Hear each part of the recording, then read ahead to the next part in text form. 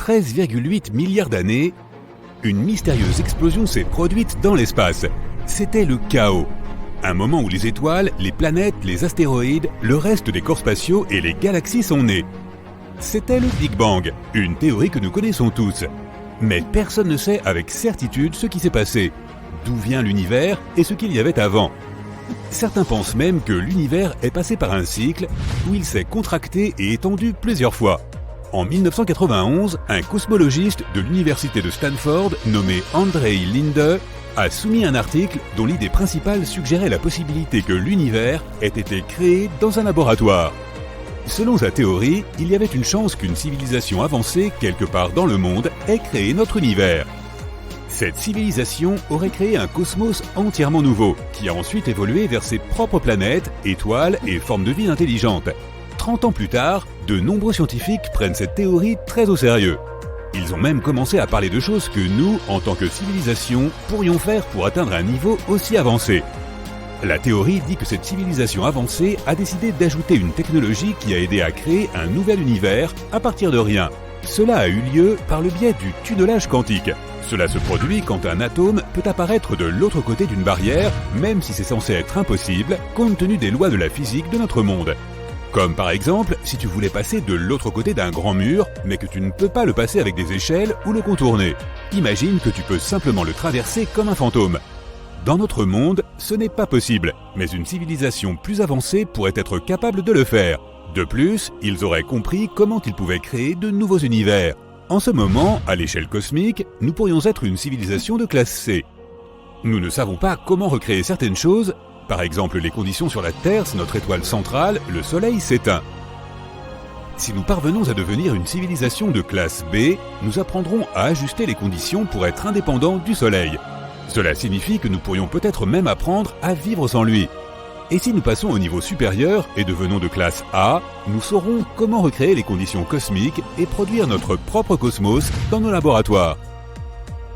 Pensons au monde dans lequel nous vivons à travers 3 dimensions d'espace, Est-Ouest, Nord-Sud et Haut-Bas.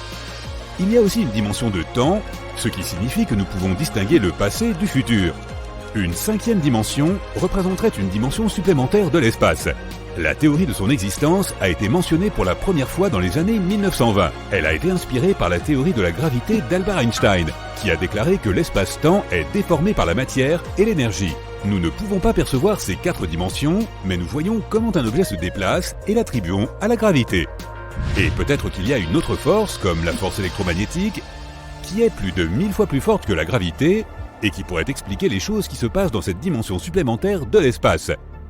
La 5e dimension est courbée, de sorte que nous ne pouvons pas la voir, mais l'idée de cette dimension a été mentionnée dans une théorie des cordes. Elle considère l'univers comme de très petites cordes de masse énergie, et non comme des particules.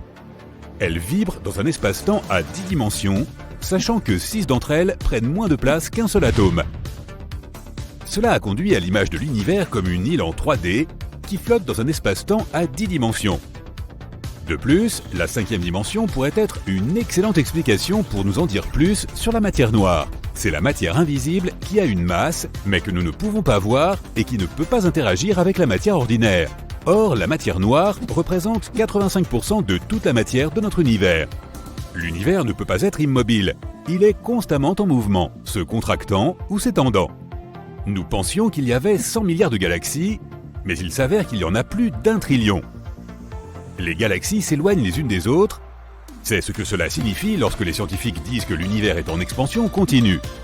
Il y a des vides entre les galaxies qui s'étendent parfois sur des millions et des millions d'années-lumière.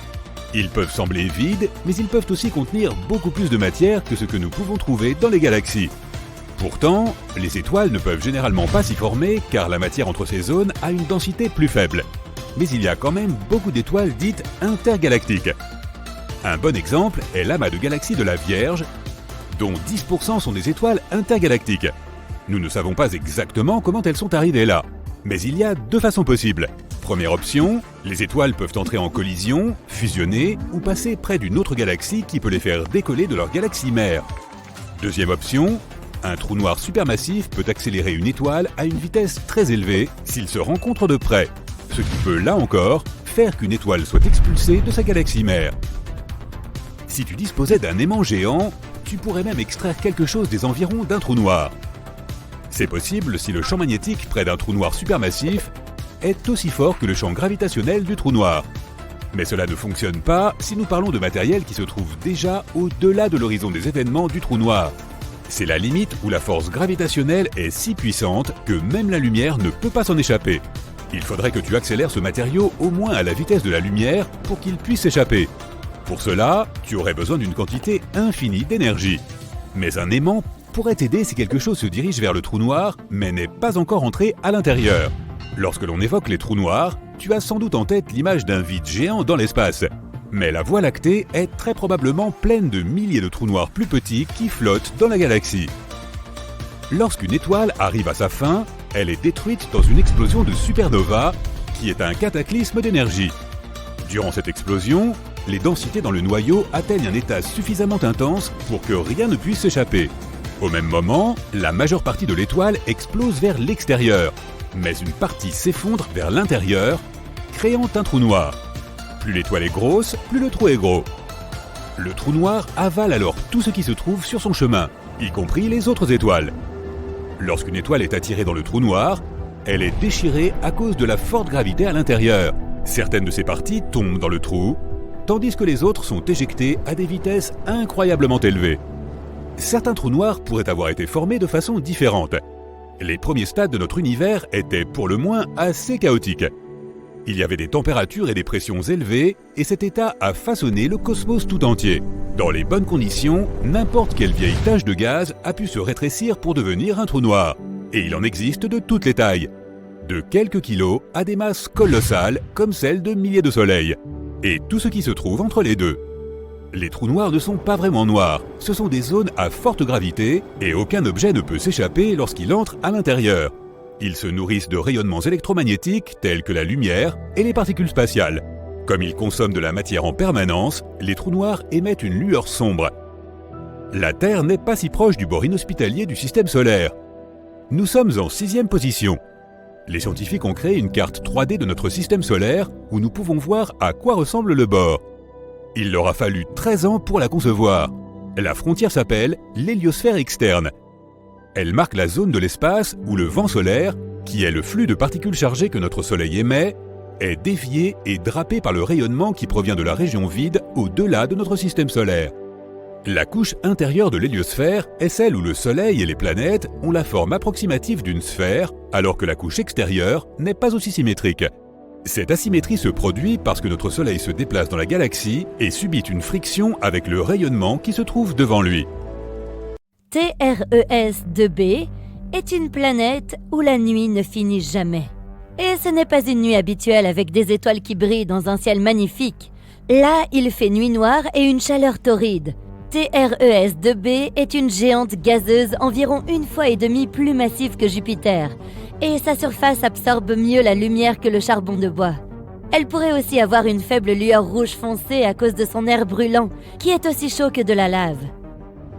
Dans le système stellaire de 55 Cancri, il y a 5 planètes, dont 4 sont des géantes gazeuses semblables à Jupiter et Saturne. Mais la 5e, ou plutôt la première, car elle est la plus proche de l'étoile, diffère des autres de façon tout à fait effrayante.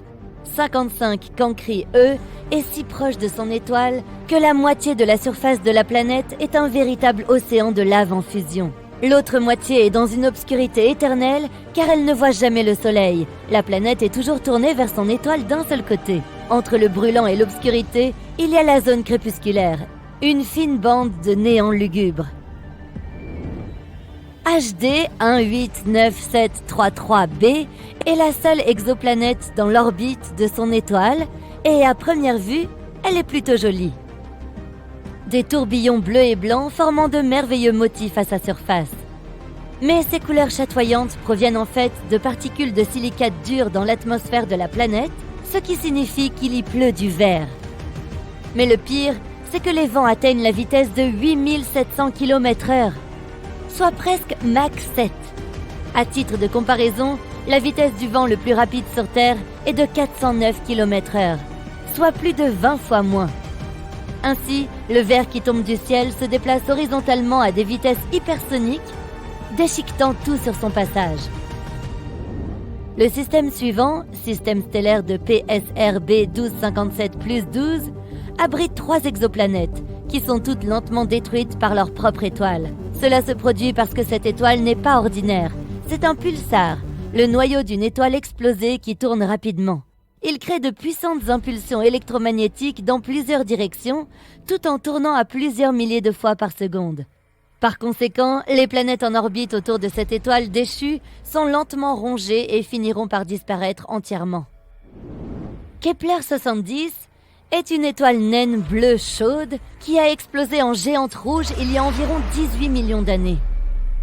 À l'époque, elle était orbitée par au moins 2 planètes, dont la plus proche était une géante gazeuse semblable à Jupiter. Elle s'appelait Kepler 70b, et elle existe toujours, mais l'étoile géante l'a consumée et transformée en un monde rocheux brûlant. Actuellement, c'est l'une des planètes les plus chaudes jamais découvertes. Sa température est plus élevée que la surface de notre Soleil. Elle a eu de la chance de survivre au temps passé à l'intérieur de l'étoile, mais elle est en train d'être vaporisée. Elle n'existera probablement plus dans un avenir proche. WASP-12b est l'une des planètes les plus étranges et tristes qui existent.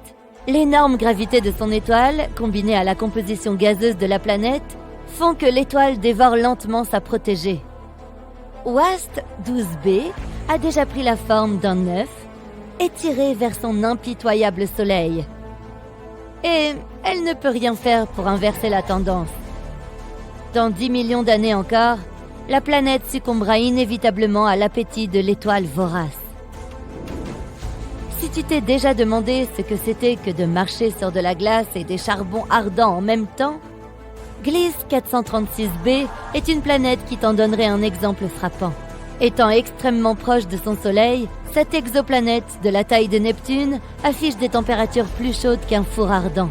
Et pourtant, elle est recouverte de glace qui brûle sans cesse. Cette glace est beaucoup plus dense en raison de l'énorme gravité de la planète. Elle reste solide même dans des conditions extrêmes et ne fond pas. Vénus, la jumelle maléfique de la Terre, a aussi sa place sur cette liste de mondes effrayants. La deuxième planète en partant du Soleil a une atmosphère si épaisse et chargée de nuages que sa surface est bien plus chaude que celle de Mercure. Des éruptions volcaniques secouent constamment Vénus, il y règne un effet de serre suffocant. Et ces nuages ne sont pas faits d'eau mais d'acide sulfurique, qui se condense et pleut sur le sol, ajoutant à la fournaise ambiante. Mais même si tu étais assez courageux ou insensé pour essayer de passer à travers ces nuages, tu ne pourrais probablement pas. Les vents sont aussi forts que certains des ouragans les plus puissants sur Terre. Voilà un nom très long pour une planète très très froide. Bien que son étoile haute ne soit pas très éloignée, il s'agit d'une petite naine rouge plutôt froide dont la lumière et la chaleur atteignent à peine la planète. Les températures y descendent jusqu'à moins 223 degrés Celsius, ce qui n'est que très légèrement moins froid que le zéro absolu. L'exoplanète est donc sombre, lugubre et couverte de glace éternelle qui ne dégèle jamais. Néanmoins, si elle y possède un noyau rocheux, elle peut générer de la chaleur. Donc il y a une chance que des choses inconnues et étranges se cachent sous sa surface gelée. Dimidium, située à environ 50 années-lumière de notre système solaire, est une planète hostile à tout être vivant à bien des égards. Elle est en rotation synchrone avec son Soleil, ce qui signifie qu'un de ses côtés est toujours tourné vers l'étoile, tandis que l'autre est toujours dans l'ombre. Le côté chaud est chauffé à plus de 980 degrés Celsius et est perpétuellement balayé par des vents atteignant 1000 km/h. Bien que Dimidium soit une géante gazeuse, elle contient une grande quantité de fer, qui fond et s'évapore dans l'atmosphère, créant des nuages. Et lorsque ceux-ci se refroidissent, ils tombent sur la surface sous forme d'une pluie infernale de fer fondu. L'oxygène est généralement considéré comme un élément susceptible d'apporter la vie à une planète, mais ce n'est absolument pas le cas sur Osiris. Les scientifiques ont été choqués de trouver de l'oxygène sur cette planète, ou plutôt autour d'elle, car elle est 8 fois plus proche de son étoile que Mercure ne l'est du Soleil. Cette distance extrême fait d'Osiris un endroit où tout ce qui peut brûler le fait. La distance est aussi responsable de l'orbite très courte de la planète autour de son étoile. Une année sur Osiris correspond à seulement 3,5 jours sur Terre. De plus, l'atmosphère de la planète est constamment soufflée par la chaleur de son Soleil. Corotte Exo 3b n'est ni aussi chaude ni aussi froide que certaines des autres sur cette liste, mais elle installe une terreur autrement plus insidieuse. C'est une géante gazeuse d'une taille similaire à celle de Jupiter, mais 20 fois plus dense. Cela fait que la gravité de cette exoplanète pèse sur tout ce qui se trouve à sa surface 50 fois plus fort qu'elle ne le ferait sur Terre. Marcher dessus causerait ta perte, car tu serais immédiatement écrasé par la densité de son atmosphère. Corotte 7b est un autre monde semblable à un four. Sa température quotidienne est de plus de 2200 degrés Celsius. Combinée à sa surface rocheuse, elle arbore un paysage infernal. Les roches sur le sol bouillonnent et s'évaporent dans l'atmosphère, où elles refroidissent et finissent par retomber sur la surface en une pluie de soufre. La chose la plus triste à propos de Corotte 7b est qu'elle aurait pu être autrefois une géante gazeuse dont l'atmosphère a été anéantie en raison de la chaleur, ne laissant que le noyau brûlé. Tu voyages dans l'espace profond en tournant autour des étoiles et des galaxies. Waouh! On dirait bien que cette nébuleuse multicolore va bientôt s'effondrer sous son propre poids et exploser comme une supernova. Maintenant, tournons prudemment autour de ce trou noir. Essaye de ne pas te faire prendre dans son champ gravitationnel, où il t'avalera tel un monstre de l'espace. Mais attends, c'est quoi cette étrange structure là? C'est un mur de lumière. Et si tu regardes bien, tu verras que chaque point lumineux est une galaxie entière. Ce mur compte environ 100 000 galaxies. La Voie lactée compte 100 milliards d'étoiles. Ce mur contient donc 1 billiard d'étoiles, soit 10 suivi de 15 zéros, qui sont semblables à notre Soleil. On appelle cette structure géante le mur du pôle Sud. Elle est située à environ 500 millions d'années-lumière de la Terre. En comparaison, l'étoile la plus proche de chez nous est Proxima Centauri, et elle se trouve à environ 4,2 années-lumière. Les fusées actuelles pourraient parcourir cette distance en environ 73 000 ans. Du coup, le voyage vers le mur du pôle Sud durerait probablement plus longtemps que notre système solaire lui-même. Ce mur est tout simplement gigantesque, même à l'échelle cosmique.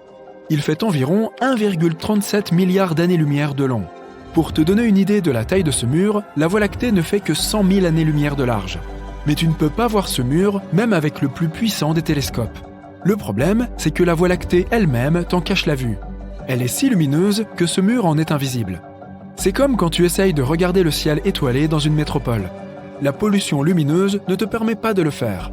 Les scientifiques ont pu détecter ce mur galactique en mesurant le décalage vers le rouge. Nous savons que tous les objets de l'univers sont en mouvement. Ils se sont écartés les uns des autres à la suite du Big Bang, qui s'est produit il y a des milliards d'années. Et lorsque les galaxies se déplacent, leurs ondes lumineuses changent légèrement. En mesurant ce changement, nous pouvons connaître la nature d'un objet et comment il se déplace.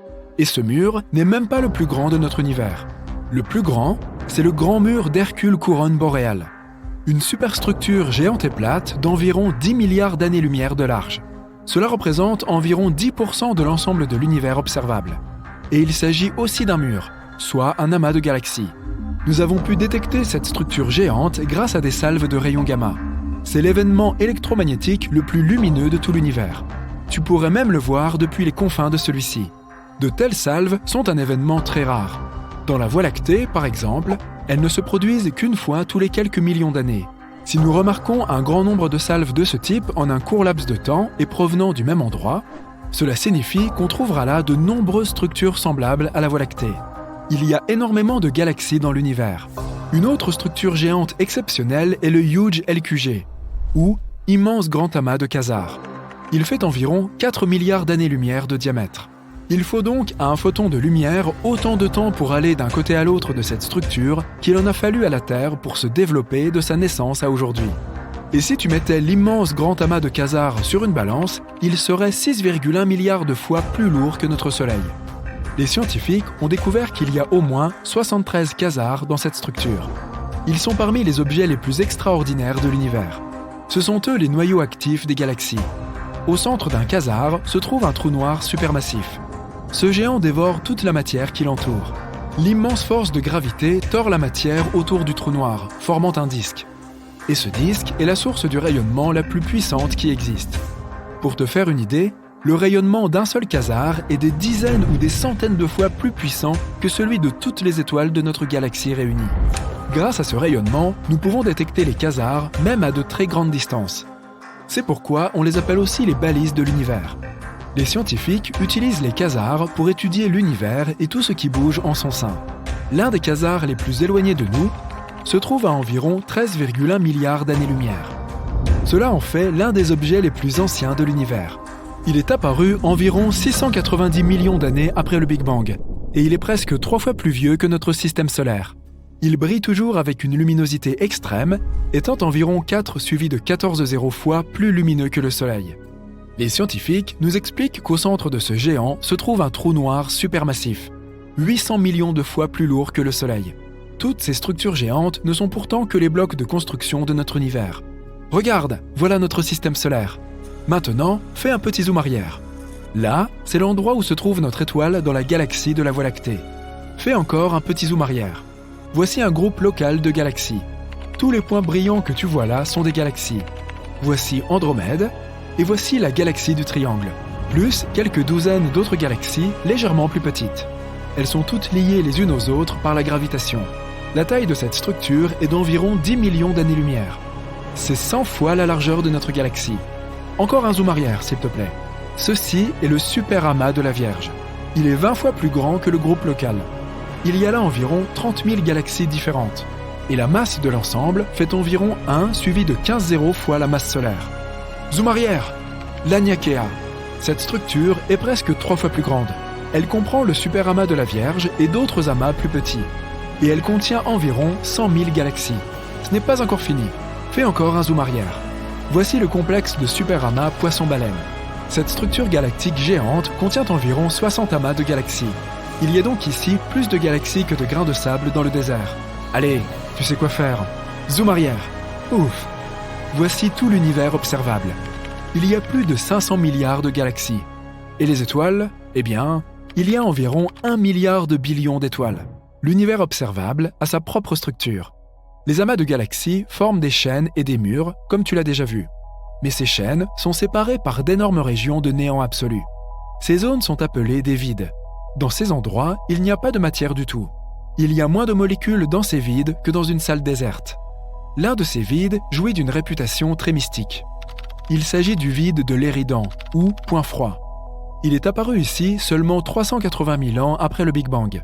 Il fait presque 1 milliard d'années-lumière de large et pourrait contenir des centaines, voire des milliers de galaxies et des billions d'étoiles.